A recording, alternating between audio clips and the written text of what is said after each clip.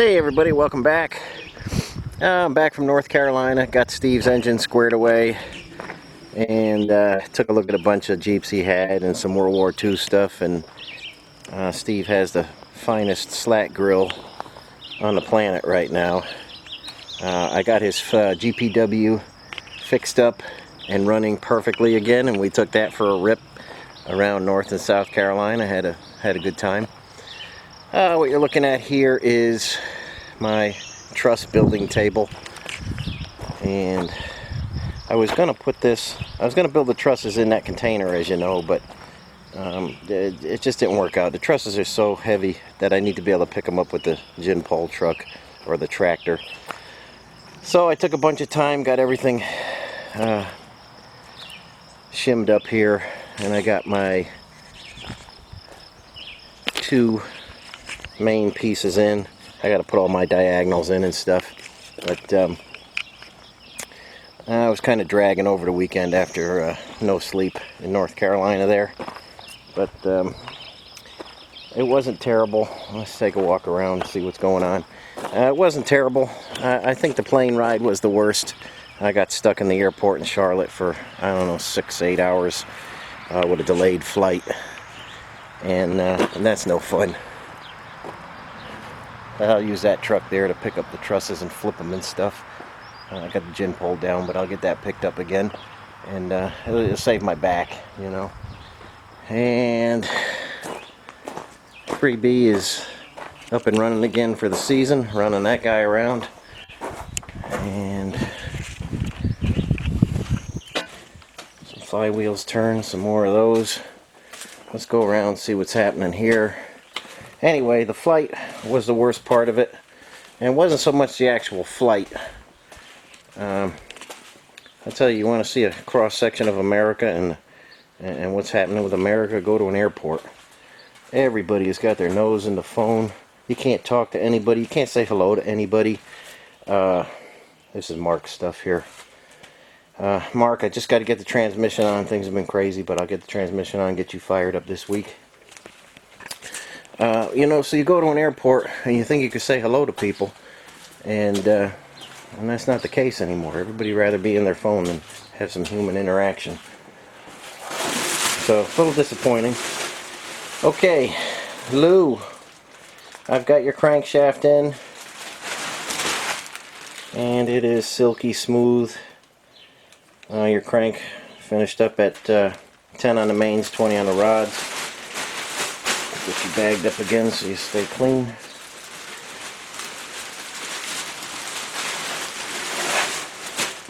And Travis, okay, I got your crank in,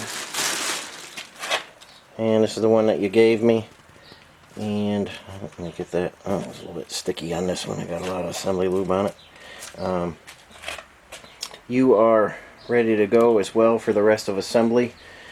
And both of these engines are kind of side by side, so I'll get both of them rebuilt at once, and then I believe both of them are going on the test stand.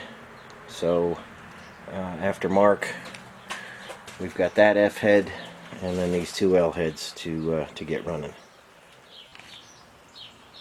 Okay, here's Scott's tank again. I've got some rubber plugs in the openings, another one right there. I think you can see that okay. I got a funnel in here. I did pressure test this, and there's an awful lot of many feet of weld here. A lot of all around here, probably about 20 feet of weld. And I pressure tested it just to be sure there was no leaks. And like I say, when you have open TIG joints, you can watch that joint get filled perfectly. So we got over 20 feet of weld, no leaks. And next thing we're going to go at this with is some etch. Now, I did put these in the vinegar, so they do have quite a bit of tooth. But what doesn't have tooth yet is all the welds. These are full penetration welds, so there's a weld on the inside of this tank all the way around everywhere. And I want to get those etched as well. It's clean, so we don't need a degrease or anything like that. But I'll show you what we use to etch the rest of the inside of that tank. Okay, this is the only stuff that I use on tanks. First thing we're going to do is etch it, and then here is the sealer. And this sealer actually works. There's other companies that make like a paint that goes in the tank and that's going to come off on you. Don't use that. I don't have any association with the Bill Hirsch company, but I do like their products. This sealer is the best out there.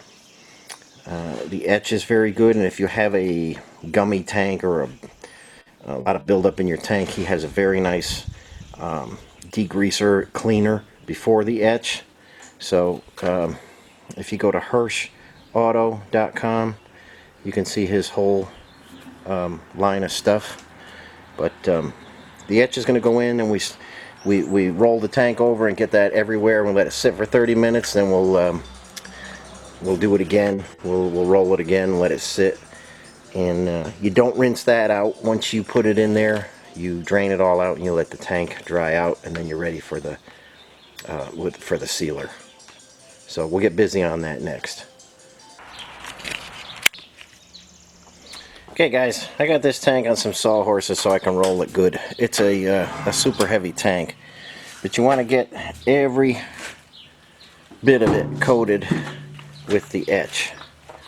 So just keep rolling it. I'm trying to do it with the camera, but just keep rolling that and letting it get everywhere. And it's going to leave a perfect coating for the sealer to stick to. So back and forth, side to side, whatever you got to do to get that stuff sloshed around, and that'll do a nice job for you. So we'll let that sit for half an hour, slosh it again, and let it sit for an hour, and then drain it out.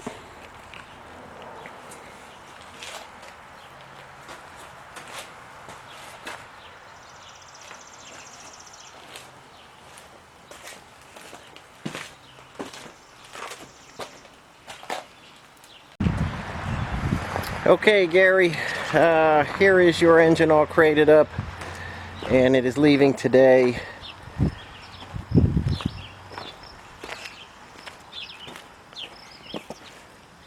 So when you get this, you'll be able to just take the box off the outside, stick your motor in there, and then we can get it shipped back, your core shipped back. Your axles are being picked up. I don't know if the same truck dropping this off is going to pick them up, but I do have an order in to pick up the axles. I don't know exactly when that's going to happen for you, but everything is in the pipeline. This is leaving, I imagine, 3 days at least to get down to Florida to you, but you should have it in no time. And it's, like I say, it's going to be picked up today, sometime this afternoon before 5 p.m. So let me know when you get it. Let me know everything's okay, and let me know there's no damage or anything when you do get it. Okay, looks like the cows are eating some grass over there. Yep, everybody's happy. So yeah, so it's crazy how much just being away a week kind of throws you back. But so I took an early flight down to North Carolina, and so I got picked up here at the house at 2 a.m. I get there at 4, and I flew out of a small airport, and you know, you go sit down, everybody's lining up for the plane there, you go sit down, and you try and talk to people, and some of them don't even look at you. I said good morning to a woman, she got up and left. I don't know if it's me or what the hell's going on, but everybody's got their nose in the phone. It's amazing. So that flight was on time. I got down, I met Steve, worked on his engine, got everything fixed up and test driving, and it was great.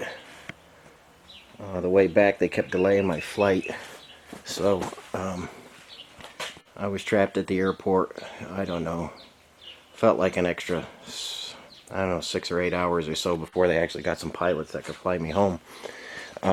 So it was kind of crazy. It was a crazy trip, but like I say, I'm going to try and put some pictures in there of some of Steve's vehicles if I can get them off the camera right.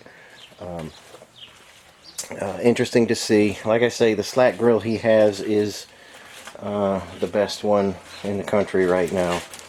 If you guys know Slat grills, you know which one he bought, and I'll just show you a couple pictures of it. I know I'm kind of all over the place today, but trying to catch up on everything. My first day back in the shop. Lots of engines to build, gas tanks to seal, axle shafts to build, and motors to start. So it might be crazy for the next couple days, but I'm back, I'm making things happen, and won't be long before you get your engine there, Mark, and transmission, transfer case, and steering gear. I still have not, this stuff has been on the SIP for too long. I just can't seem to get over here and get some free time to bore these blocks. But hang in there, Scott. Yours is up there. The Willys Americar motor is up there. A lot going on, and like I say, it's just a one-man show, so only so much I can do in a day. But things are happening, and I just want to let everybody know that the engine rebuild down in North Carolina was a success, and I'm back making things happen. So just a short one today, and I'll catch you on the next one. Thanks for watching, everybody.